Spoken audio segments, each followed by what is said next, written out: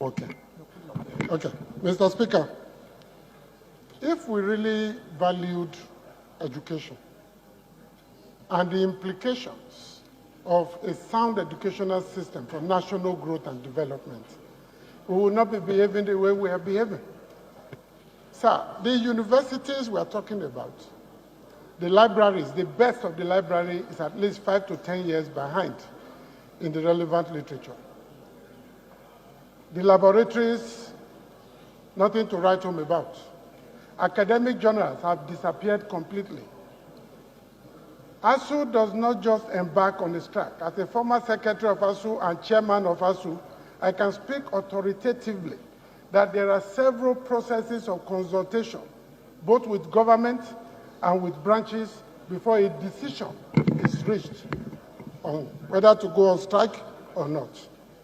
And I believe that before ASUU took this decision, there are 3 outstanding agreements signed by the federal government and not implemented. I mean, what do we want the union to do? So I think this is a great opportunity for this House, probably working with the Senate, to come up with a clear strategy on how to engage the federal government to live up to its own agreements. That is the problem. There is no other thing. The teachers are ready to perform their duties. The students, I believe, are also ready to go to school.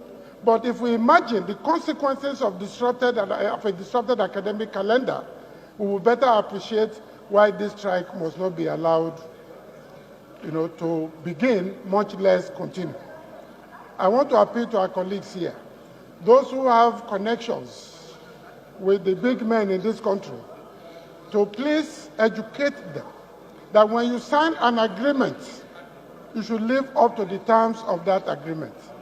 ASUU is doing the right thing in calling a strike, but mainly to call the attention of Nigerians to what the federal government is doing. Not because they want to punish the students or prevent them from taking their exams or breaking the calendar. It is because the federal government has become notorious in signing agreements and not living up to the terms of the agreement. Mr. Speaker, honorable colleagues, I want to appeal that this must be taken very seriously. This is an opportunity to find a once and for all solution to the problem of strikes in our universities. If you see the quality of products of these universities because of disruption of the calendar, you will understand why it is very important. Because the kind of people, the kinds of students we are producing, graduates, will become worse than Boko Haram in the near future. Because they are good at almost nothing. And you force them into the system, give them jobs, they damage the entire administrative, political, and planning processes. And we are back to square one. Over 6 decades after political independence, we are still where we are. We have not solved one single problem. One.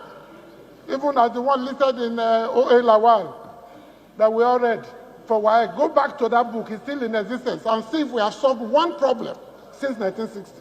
We should be embarrassed. The Nigerian ruling class is more than wearing big agbada, riding air-conditioned cars and building mansions in Asokoro and other places. We should be embarrassed that as a nation, we have not made progress decisively in any sector. And part of the problem is what is happening with ASUU. We're going to be talking about our school children. You have governors with convoys of 20 cars, 30 cars. They are spending money to hire thugs, but they can't even build schools for their children. They can't feed the children once a day. What are we talking about as a people? Let's take ourselves more seriously, take our country more seriously, and do the right thing at the right time to save the future. Thank you very much, Mr. Speaker, for this opportunity.